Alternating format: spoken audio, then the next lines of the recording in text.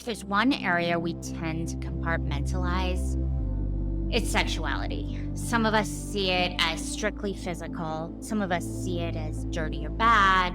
Some of us see it as mostly emotional. Many of us don't think about it at all. In this episode, I explain why sexuality covers all of the aspects we've already talked about: physical, emotional, mental, and spiritual, and why it's a really important piece of the puzzle to consider in your personal growth journey, and how microdosing can help accelerate that. When I say sexual, I mean the energetic that bridges all the aspects. It's how each of us got here in physical form. So it's a physical act. We all can understand that piece. It's also emotional. There's little that can create emotional feelings between people to the same extent that sexual engagement can. It's mental, fantasy, and the relation of orgasm to clearing the mind are quite interesting inquiries. And it's spiritual. It's our desire. It fuels us. It's part of our passion. Now, when we think of sex, we tend to think of intercourse between people, and we tend to think of the genitals. And of course, this is included in sex. But when I talk about sexuality, what I mean is creation in general, life force energy. So saying that sex is only about sex between people is like saying all food is Italian. It's one very delicious piece of the puzzle. Much as I love pizza, it's not enough. Did I just say that? Is pizza not enough? No, it's not enough. Sexuality is our desire to create. It's our life force energy. Life is a series of pulses, desires, and pulses towards satisfaction, and release. Each breath is desire, satisfaction, and release. Every moment is a kind of orgasm. The energy of life is a pulsing orgasm. So I'm expanding the definition of sexuality. The form that it takes doesn't matter. As long as there's agreements and consent, the form your desire, satisfaction, and release takes doesn't matter. It's being connected to that. So, in fact, creating these podcasts is a very juicy sexual experience for me. Life is juicy, and we can desire so many different things. And being aware of that desire is what it's all about. So, first, I want to say something. In this world where there is so much sexual repression and trauma, I want to remind you of the idea of titration. For some people, you can go all the way right now, and I could say anything and you wouldn't flinch. And for some people, just speaking about sexuality has your heart beating and you're a little tense and you might want to turn off the episode. And if you want to turn off the episode, that's totally fine, of course.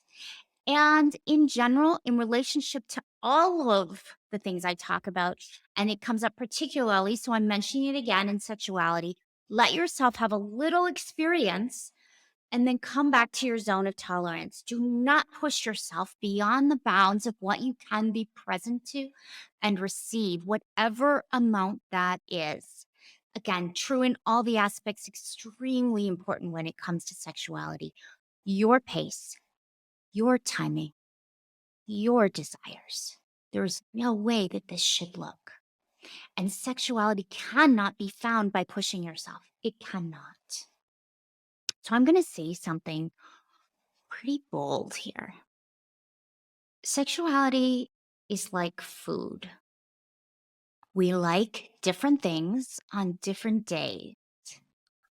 At different times in our life, we enjoy different foods. In university, I really liked alphagetti. Into alphagetti. Our presence is a key piece of our enjoyment, as is taking our time. Strict definitions of what is sexy, what is not sexy, what is okay, what is not okay are things we impose on ourselves.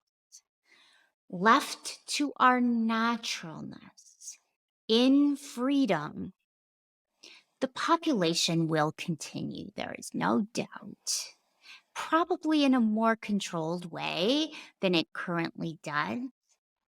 And our expressions of sexuality would be extremely varied. That's our natural.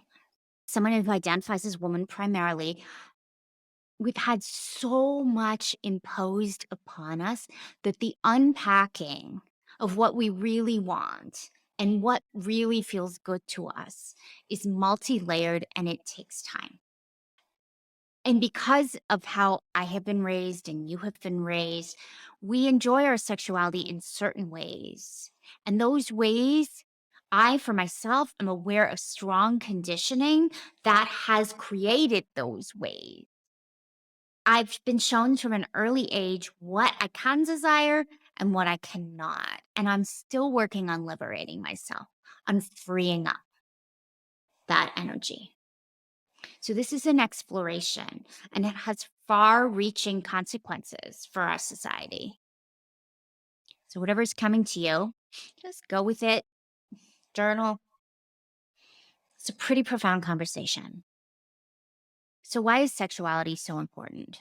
Well, it is how we got here. So it's literally the most powerful force that we work with because it's the one that brings us here to have this human experience. It's the liberation of the energy of desire and the energy of orgasm. That's what gets us here. Orgasm is oneness. The French call it the little death. Interesting. As we let go physically, emotionally, spiritually, mentally, our orgasms become more powerful. And they are not just a physical experience. Sexual energy is the fuel to create all the kinds of children. The human ones, the book ones, the podcast ones, the business ones, the garden ones, the pet ones. It's the desire energy that fuels all creation. The freedom of our natural selves to enjoy and receive life is sexuality. Without sexuality, our energy is limited, repressed, or tamped down. Remember, we're not talking about sex as normally defined. There's no need for people to be driven by their genitals or demand any kind of genital satisfaction to be whole. Though for many of us, this is something that we want in our life, especially when we have healed the ways in which we have not been allowed to connect to that kind of desire. So for many people who haven't been safe, desire gets tamped off. And while there's no need to have the desire for genital sexuality, it is an unleashing of power. And in a really tender, careful, safe container, I can't say that enough, there is a lot of healing possible.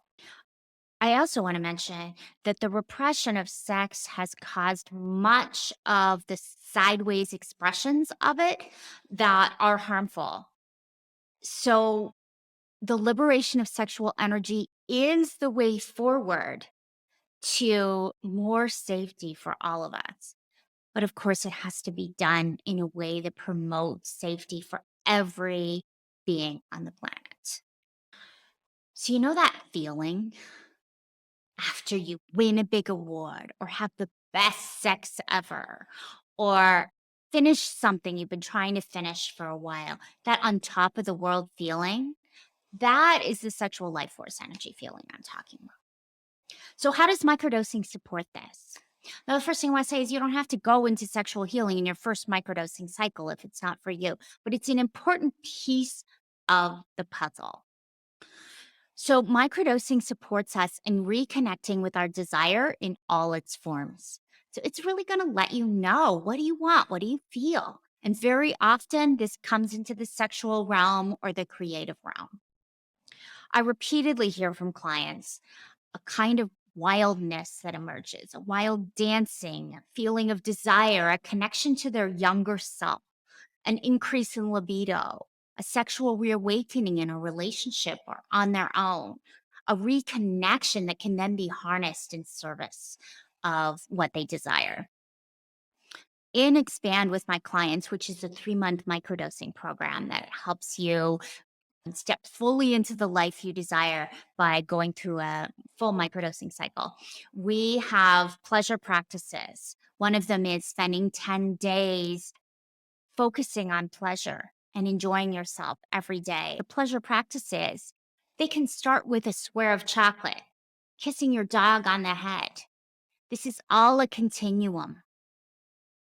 And so getting to genital sexual healing is one piece, one small piece. Remember, it's just Italian food of the ability to enjoy our lives and have pleasure on our terms.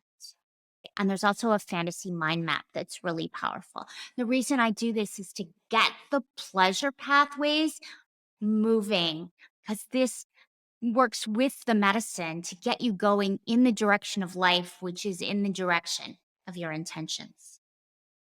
So, what happens when we do sexual healing?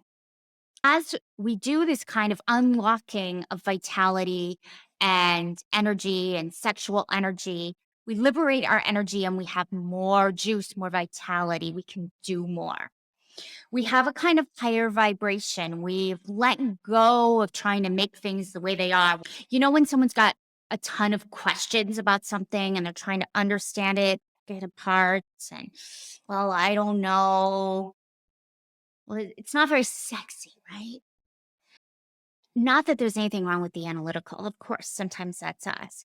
But as our sexual energy increases, we are surrendering more. We're not trying to control things or understand them as much as we're allowing life to flow through us and knowing in our body what's right for us. We're more open, there's more desire, there's more possibilities.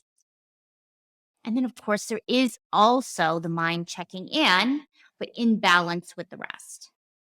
Sexual healing amps up creation, all kinds of creation. So I had a client who said to me, she's in her late 30s, and she said, Sex is over for me and not interested." And this was causing problems in her relationship, but this was her truth. And I supported her in her truth. And we stayed with her and gave full attention to everything she wanted. And we decided she would have a conversation with her partner and say, "I can't right now." And she was doing very deep medicine work with me. And she really stayed with it with the intention of working on her relationship, but also honoring where she was right now, which she did not feel she had the energy for sexuality in the form he wanted it. She stayed with herself with intention, did a little bit of reading, investigating, breathing, some exercises. And in the next ceremony we did, poof, sexual energy. And she and her husband were able to re-find a whole level of connection they've been looking for. Now that's really cool. But the other thing that's really cool, her business exploded. She all of a sudden had this magnetic social media presence. And I was like, oh my God, what a shift. So the unlocking of sexual energy unlocks us. This is not about pleasing somebody else or being what we think we should be. This is about unlocking what is true for us. And it takes courage to do this because she had to say, I'm going to stay with what's true for me, even though what's true for me right now is I don't want anything to do with my partner. That's scary because what's the end game in that? But to be most committed to your truth and the sanctity of your body is so important. So remember, as I always say, there's one next best step. This is not a to-do list. But if, as I do with my clients, We discover what's the juiciest, most energy gain step next: physical, emotional, mental, spiritual, sexual. If the sexual is where you want to focus, no to-do list, but here's some possibilities of things that might come up: pleasure practices, dance, fantasies, looking at fantasies and allowing them just for you, breath, exploration of different identities for yourself and different sexual personas, making agreements and being clearer about the agreements in your life around sexuality and creation, which frees up energy. Because when something isn't clear, a lot of energy goes to the anxiety of what we might gain or lose. So being really, really, really clear and okay with all your agreements is really important. Trauma work is a big part of sexuality. Titration, going easy, going tender. Going easy, going tender. And sex magic, which can be as simple as visualizing your desires when you have an orgasm. And before we finish, I want to say one thing about orgasm. So there is genital orgasm, which is wonderful. And as you do medicine work, as you go deeper, you will discover you will have more access to the pleasure of being alive. And everybody gets this differently. Before we finish, I want to mention full body orgasm. There are pathways where we can experience pleasure that for me took a lot of medicine work to access. But there are paths, so it may or may not for you. You may have it like this. It may take some time. It may be different for you. It's different for everyone. But I want to share the possibility that with just a thought, like just there, we can send orgasm through our body. So I can feel a little bit of pleasure right now in a certain part of my body. And I'm like, oh, that was nice.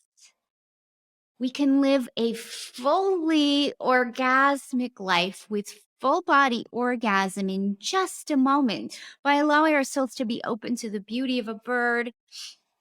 Oh, that was beautiful. You see, it doesn't have to be genital orgasm, and sexuality is not about just the genitals.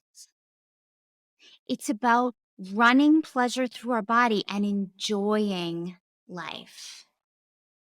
And medicine work is extremely supportive of us being able to just in a moment be taken aback by the sun, by beauty, by anything, and enjoying it. Sexuality is connecting to our wanting, and connecting to it at the sexual level gives us the power to create. It supports our physical health, emotional flow, and expression. It clears our minds and connects us to life and each other. Accessing our sexuality brings color and vitality to our lives. And the medicine supports us in this exploration. If this episode of Aliveness resonated with you, be sure to subscribe so you get all the juicy episodes to come. And if you have a friend who is deep into their personal growth and healing journey, share this podcast with them too. Now go out and experience the aliveness that's here for you today.